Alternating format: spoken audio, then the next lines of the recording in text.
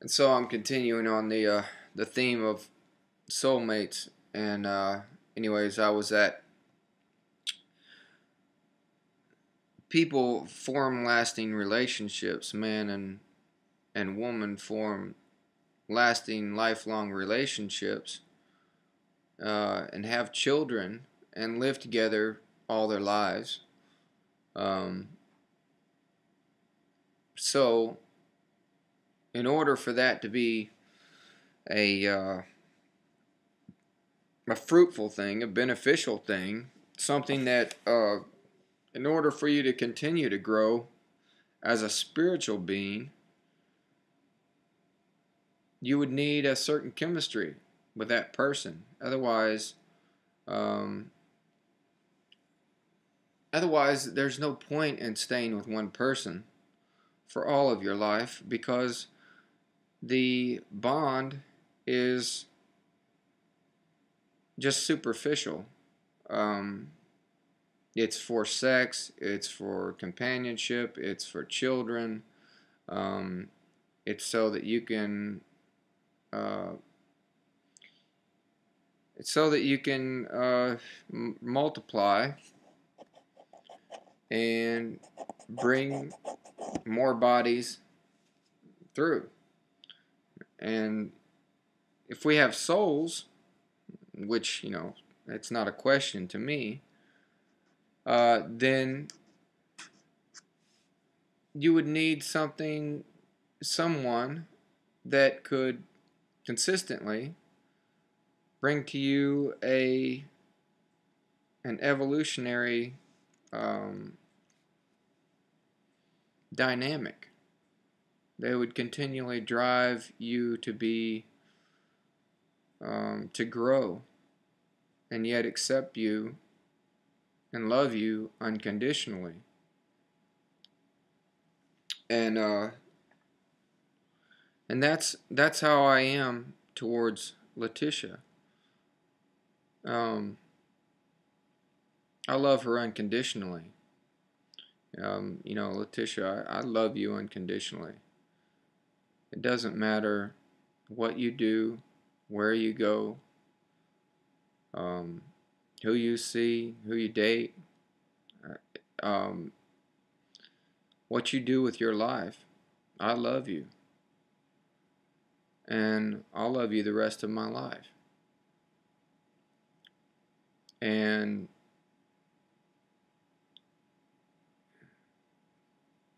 that's that's amazing, but it's true.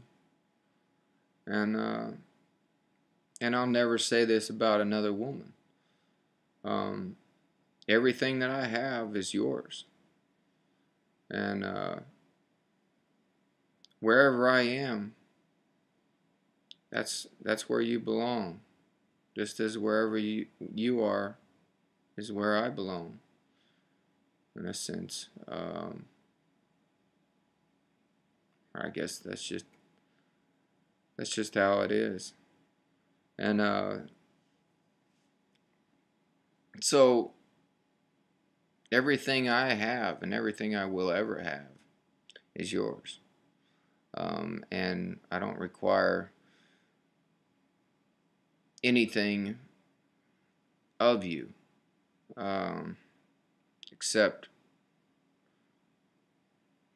well, I guess I could say, um, well, I want your respect and I want your love, and but I don't.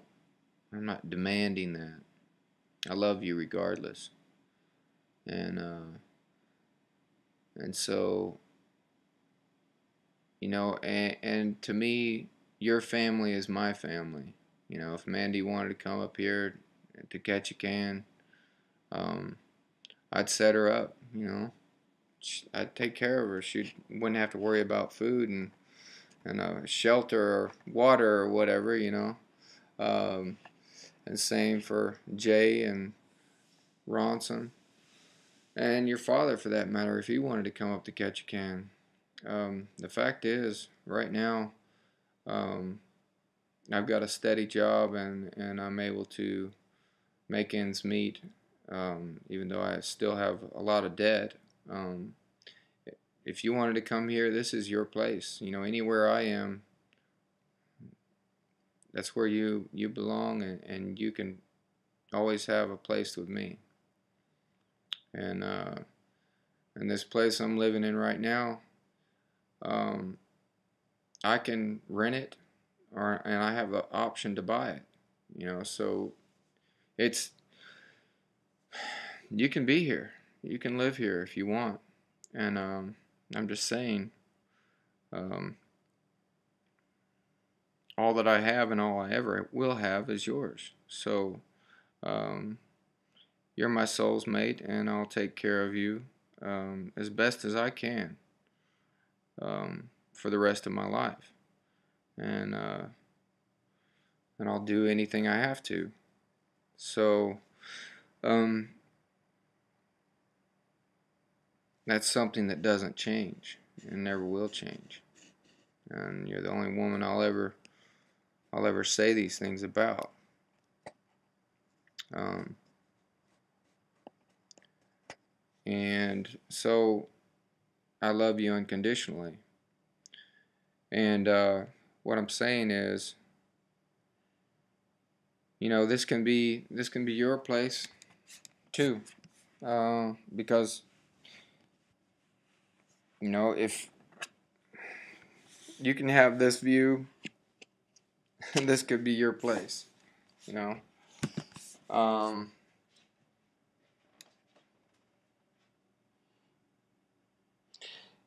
it's a beautiful place to live, and I'm just saying, anywhere I am is you're welcome to be as well. Um, you know, I would prefer that you were with me, obviously, but um, you know, you decide for yourself and you figure it out. Um, and I'll do my best um, to express myself to you and to make everything as clear as possible. Um, but so, but how did I come to the conclusion? How do you just decide that someone's your soul's mate and you've never had a date with them? Um, you never had any intimate contact. And I can't ask her to just believe simply because I say it so. You know, everybody says something. They believe something, and they just because they say it so doesn't mean a damn thing. Um, but nonetheless, um, it's true that I love you, Letitia, unconditionally, and um, I'll provide a place for you to be if I can, and I can right now.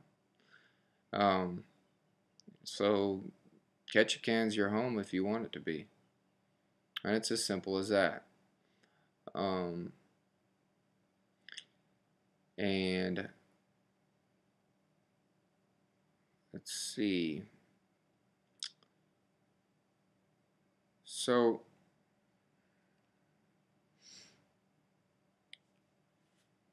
obviously, I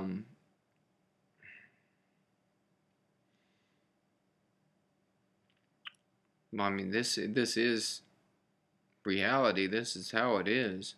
This is how I am for the rest of my life. Now you don't have to believe me, but I've nearly been for 4 years. I've been true to you. So eventually, you have to think. Well, there's something going on. I mean, and why not? Why not figure it out? Why not get down to whether or not it's true? Um, I mean, it's 4 years, and yeah, I don't know uh, what else exactly to do except express myself in this way. Um, because this is as intimate as I can get. I mean, over the internet like this. Um,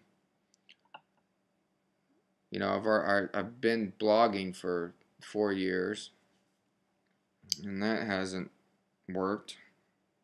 Yeah, no matter how many times I explain myself, um, still no belief on your part, on Letitia's part. So, anyway, um, I don't know what the hell else I'm supposed to do, except just be patient and express myself continually, um, and uh, wait for her to figure it out. I mean, so, it's realizing that there's a soul is a big deal, of course, and I've already done that. But if you don't know that there's a soul, then having a soulmate is impossible for you. Um, it's like, but it doesn't change the reality of it. Either there is a soul or isn't, but just believing that there's not doesn't make it untrue. Just like believing that there is a soul doesn't make that true either. If it's all based on beliefs, then who gives a shit? There's everybody has beliefs. Everybody has their opinions, and so something has to drive a person to self-realization, some kind of introspection, and I've had that. So I'm trying to encourage others to have introspection as well, because it's like our concept of evil. Evil is just selfishness. It's being self-centered, and you could say that it's a product of being physical, having physical bodies, having a particular point in space and time from which you perceive the universe. Then you become self-centered, and so that's even more so if you have a clearly defined physical body, and that you live inside. So when so that's the original. That's kind of like the original sin to me. There's really no such a thing, but uh, there is physical encapsulation of the soul. And because there's a physical point from which I perceive the world, from which everyone perceives the world, a baby starts out and, it cries for attention. It's all about itself, and it learns to manipulate. It learns to manipulate the people around it, which are its parents. And then it does that the rest of its life unless it's taught differently. And of course, normally you just become more clever.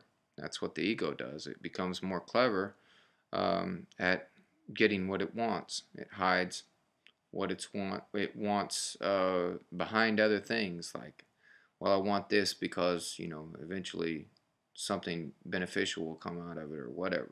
It's always um, masking its agenda once it figures out that the world doesn't revolve around it. Then all of a sudden it's got to make excuses for the things it wants, but yet it still wants it for itself. Um, and this is just a product of the physical manifestation of the physical body, the encapsulation of the soul. Up against the time again, though. So to continue with the next one.